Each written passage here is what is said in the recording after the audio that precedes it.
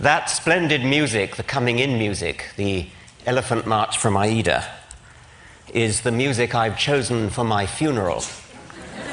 And you can see why it's triumphal. I won't feel anything, but if I could, I would feel triumphal at having lived at all, and at having lived on this splendid planet, and having been given the opportunity to understand something about why I was here in the first place before not being here. Can you understand my quaint English accent? Okay. Like everybody else, I was entranced yesterday by the animal session, Robert Full and Franz Lanting and others, the beauty of the things that they showed. The only slight jarring note was when Jeffrey Katzenberg said of the Mustang, the most splendid creatures that God put on this earth. Now, of course, we know that he didn't really mean that, but in this country at the moment, you can't be too careful. I'm a biologist, and the central theorem of our subject, the theory of design, Darwin's theory of evolution by natural selection, in professional circles everywhere, it's of course universally accepted. In non-professional circles outside America, it's largely ignored.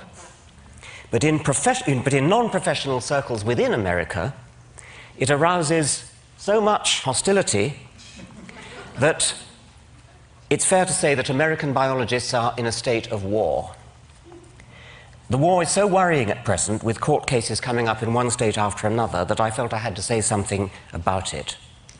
If you want to know what I have to say about Darwinism itself, I'm afraid you're going to have to look at my books, which you won't find in the bookstore outside. Contemporary court cases often concern an allegedly new version of creationism called intelligent design, or ID. Don't be fooled. There's nothing new about ID. It's just creationism under another name. Rechristened, I choose the word advisedly, for tactical political reasons. The arguments of so-called ID theorists are the same old arguments that have been refuted again and again since Darwin down to the present day. There is an effective evolution lobby coordinating the fight on behalf of science, and I try to do all I can to help them, but they get quite upset when people like me dare to mention that we happen to be atheists as well as evolutionists. They see us as rocking the boat, and you can understand why. Creationists, lacking any coherent scientific argument for their case, fall back on the popular phobia against atheism. Teach your children evolution in biology class, and they'll soon move on to drugs, grand larceny, and sexual perversion.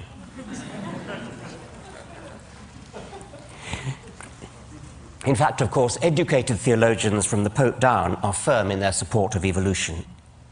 This book, Finding Darwin's God, by Kenneth Miller, is one of the most effective attacks on intelligent design that I know, and it's all the more effective because it's written by a devout Christian.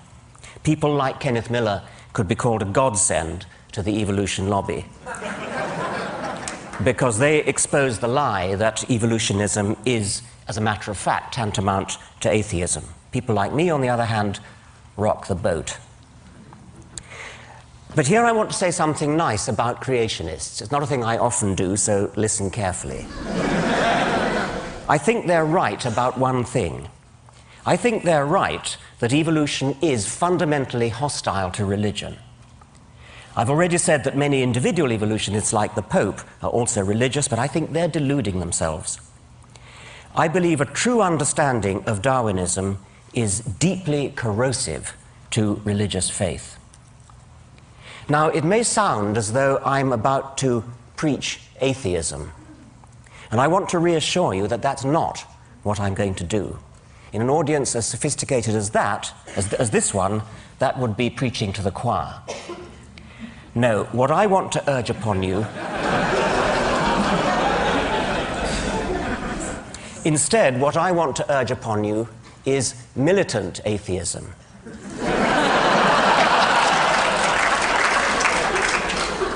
But that's putting it too negatively.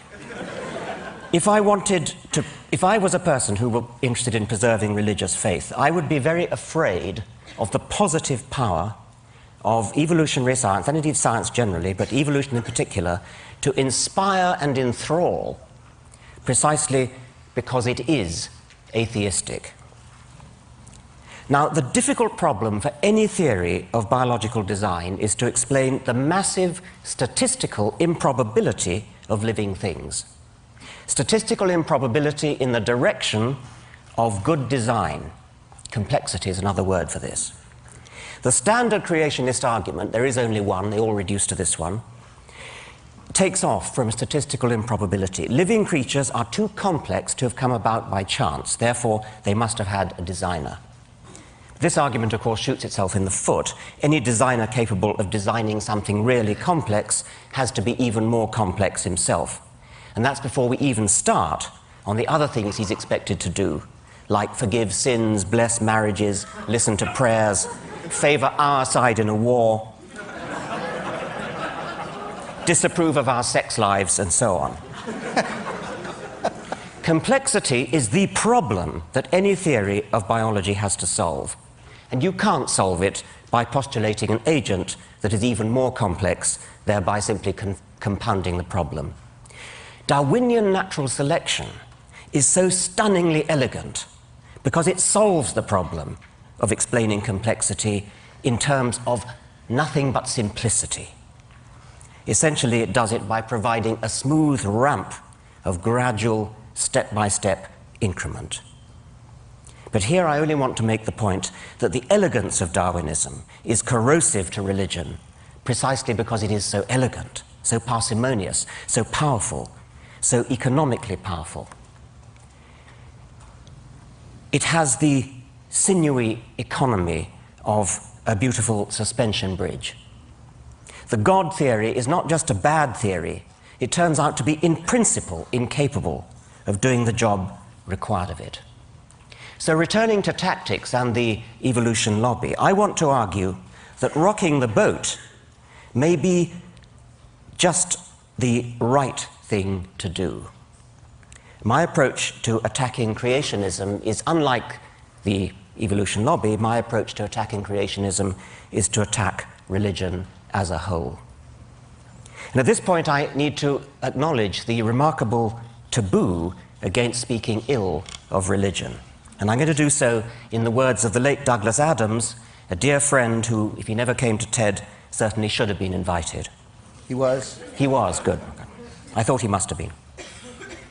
He begins this speech, which was tape-recorded in Cambridge shortly before he died. He begins by explaining how science works through the testing of hypotheses that are framed to be vulnerable to disproof.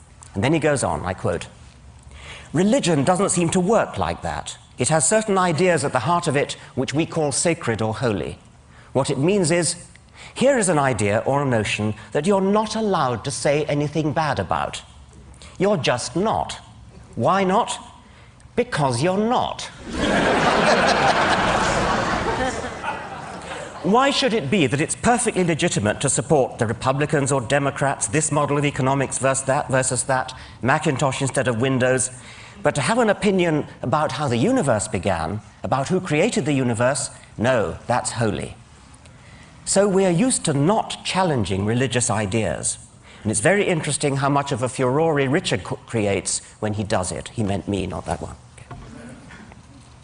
Everybody gets absolutely frantic about it, because you're not allowed to say these things.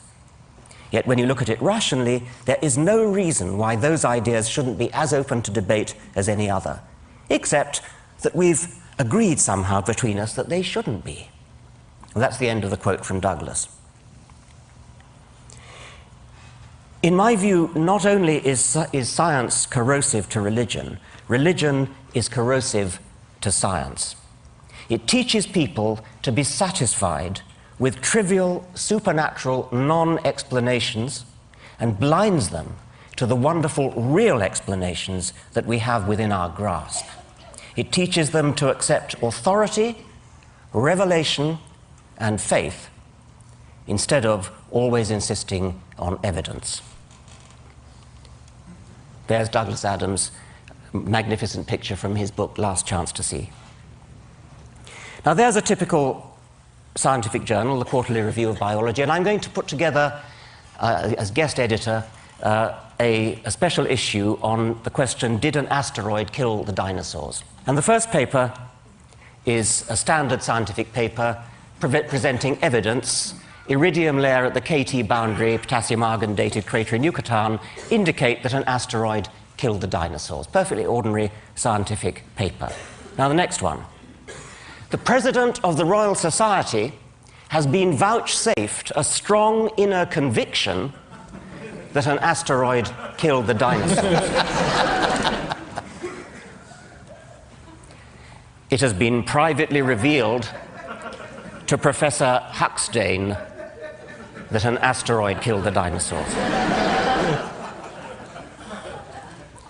Professor Haldley was brought up to have total and unquestioning faith that an asteroid killed the dinosaurs. Professor Hawkins has promulgated an official dogma binding on all loyal Hawkinsians that an asteroid killed the dinosaurs. That's inconceivable, of course. But suppose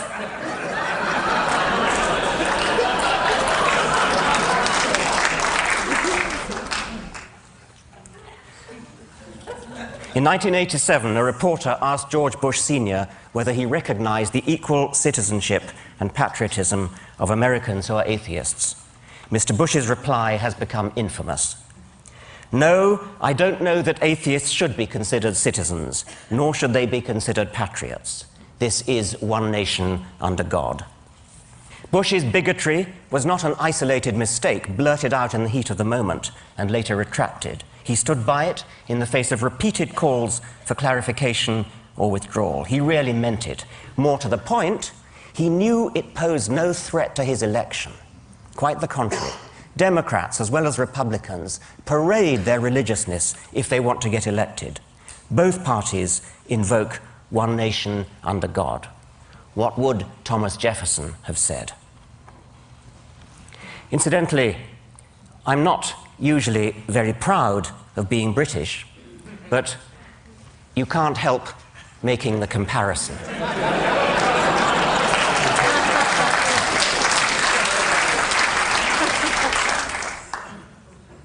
In practice, what is an atheist? An atheist is just somebody who feels about Yahweh the way any decent Christian feels about Thor or Baal or the golden calf. As has been said before, we are all atheists about most of the gods that humanity has ever believed in. Some of us just go one god further.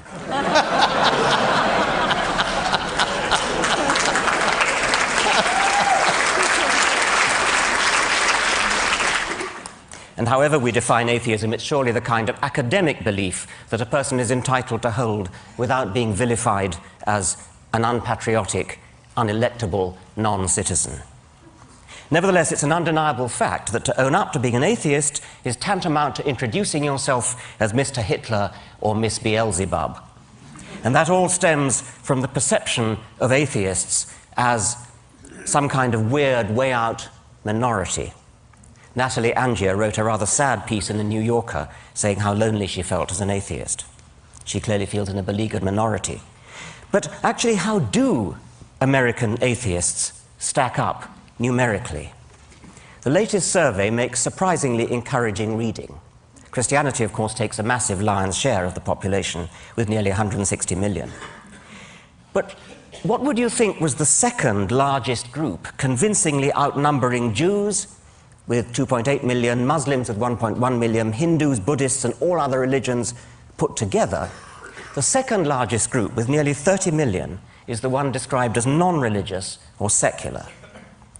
you can't help wondering why vote-seeking politicians are so proverbially overawed by the power of, for example, the Jewish lobby. The State of Israel seems to owe its very existence to the American Jewish vote, while at the same time consigning the non-religious to political oblivion. This secular non-religious vote, if properly mobilized, is 9 times as numerous as the Jewish vote. Why does this far more substantial minority not make a move to exercise its political muscle? Well, so much for quantity. How about quality? Is there any correlation, positive or negative, between intelligence and tendency to be religious?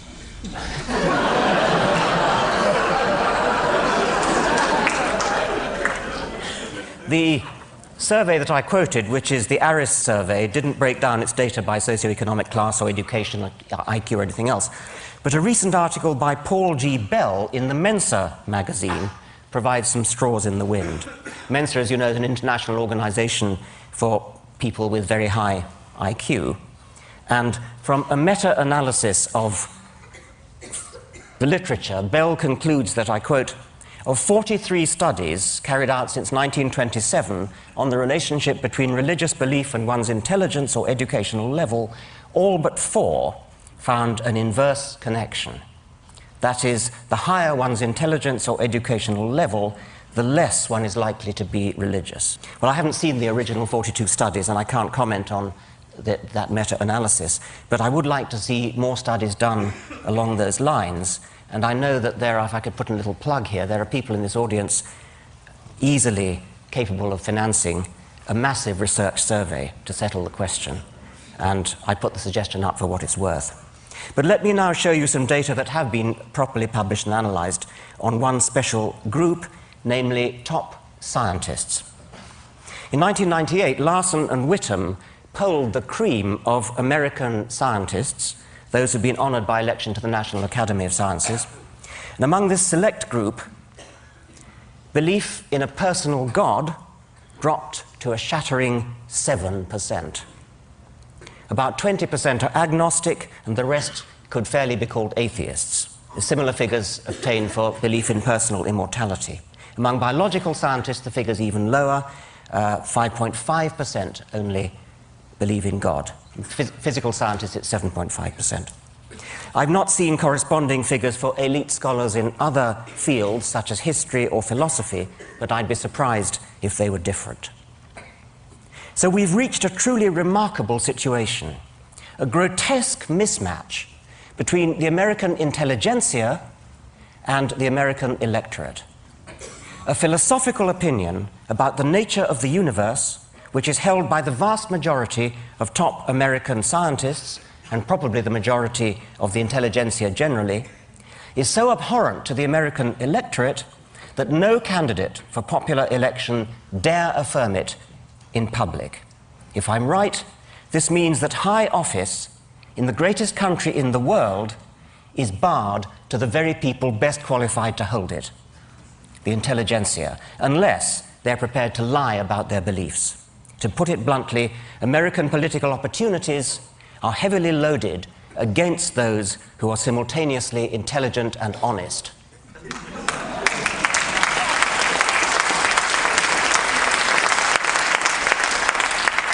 I'm not a citizen of this country, so I hope it won't be thought unbecoming if I suggest that something needs to be done. And I've already hinted what that something is. From what I've seen of TED, I think this may be the ideal place to launch it. Again, I fear it will cost money. We need a consciousness-raising, coming-out campaign for American atheists. This could be similar to the campaign organized by homosexuals a few years ago, although heaven forbid that we should stoop into public outing of people against their will. In most cases, people who out themselves will help to destroy the myth that there is something wrong with atheists. On the contrary, they'll demonstrate that atheists are often the kinds of people who could serve as decent role models for your children, the kinds of people an advertising agent could use to recommend a product, the kinds of people who are sitting in this room. There should be a snowball effect, a positive feedback, such that the more names we we have, the more we get. There could be nonlinearities, threshold effects. When a critical mass has been obtained, there's an abrupt acceleration in recruitment. And again, it will need money. I suspect that the word atheist itself contains or remains a stumbling block, far out of proportion to what it actually means, and a stumbling block to people who otherwise might be happy to out themselves. So what other words might be used to smooth the path, oil the wheels, sugar the pill? Darwin himself preferred agnostic, and not only out of loyalty to his friend Huxley, who coined the term. Darwin said, "I have never been an atheist in the same sense of denying the existence of a God. I think that generally an agnostic would be the most correct description of my state of mind." He even became uncharacteristically tetchy with Edward Aveling. Aveling was a militant atheist who failed to persuade Darwin to accept the dedication of his book on atheism, incidentally giving rise to a fascinating myth that Karl Marx tried to dedicate Das Kapital to Darwin, which he didn't. It was actually Edward Aveling. What happened was that Aveling's mistress was Marx's daughter, and when both Darwin and Marx were dead, Marx's papers became muddled up with Aveling's papers, and a letter from Darwin saying, "My dear sir, thank you very much, but I don't want you to dedicate your book to me," was mistakenly supposed to be addressed to Marx. And that gave rise to this whole myth, which you've probably heard, it's sort of urban myth, that Marx tried to dedicate Capital to Darwin. Anyway, it was Aveling, and when they met, Darwin challenged Aveling. "Why do you call yourselves atheists?" "Agnostic," retorted Aveling, "was simply atheist writ respectable, and atheist was simply agnostic writ aggressive." But Darwin complained, "But why should you be so aggressive?" Darwin thought that atheism might be well and good for the intelligentsia, but that ordinary people were not, quote, ripe for it, which is, of course, our old friend, the "don't rock the boat" argument. It's not recorded whether Aveling told Darwin to come down off his high horse. But in any case, that was more than 100 years ago. You'd think we might have grown up since then. Now, a friend, an intelligent, lapsed Jew, who incidentally observes the Sabbath for reasons of cultural solidarity, describes himself as a tooth fairy agnostic.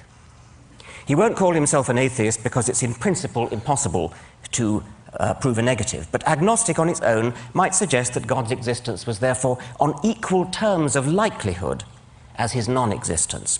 And so my friend is strictly agnostic about the tooth fairy, but it isn't very likely, is it? Like God. Hence the phrase tooth fairy agnostic. Bertrand Russell made the same point using a hypothetical teapot in orbit about Mars. You strictly have to be agnostic about whether there is a teapot in orbit about Mars, but that doesn't mean you treat the likelihood of its existence as on all fours with its non-existence. The list of things which we strictly have to be agnostic about doesn't stop at tooth fairies and teapots, it's infinite. If you want to believe one particular one of them, unicorns or tooth fairies or teapots or Yahweh, the onus is on you to say why. The onus is not on the rest of us to say why not. We who are atheists are also a-fairists and a-teapotists. But we don't bother to say so. And this is why my friend uses tooth fairy agnostic as a label for what most people would call atheist. Nonetheless, if we want to attract deep down atheists to come out publicly, we're going to have to find something better to stick on our banner than tooth fairy or teapot agnostic. So how about humanist? This has the advantage of a worldwide network of well-organized associations and journals and things already in place. My problem with it is only its apparent anthropocentrism. One of the things we've learned from Darwin is that the human species is only one among millions of cousins, some close, some distant. And there are other possibilities like naturalist, but that also has problems of confusion because Darwin would have thought naturalist. Naturalist means, of course, as opposed to supernaturalist, and it is used sometimes. Darwin would have been confused by the other sense of naturalist, which he was, of course, and I suppose there might be others who would confuse it with nudism. Such people might be those belonging to the British lynch mob, which last year attacked a paediatrician in mistake for a paedophile.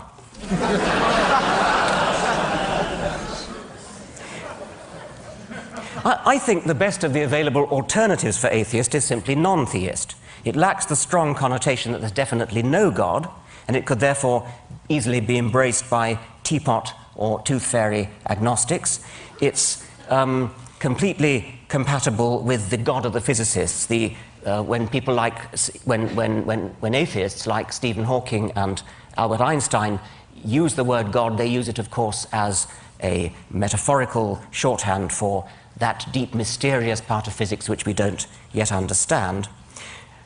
Non-theist will do for all that, yet unlike atheist, it doesn't have the same phobic, hysterical responses. But I think, actually, the alternative is to grasp the nettle of the word atheism itself, precisely because it is a taboo word, carrying frissons of hysterical phobia.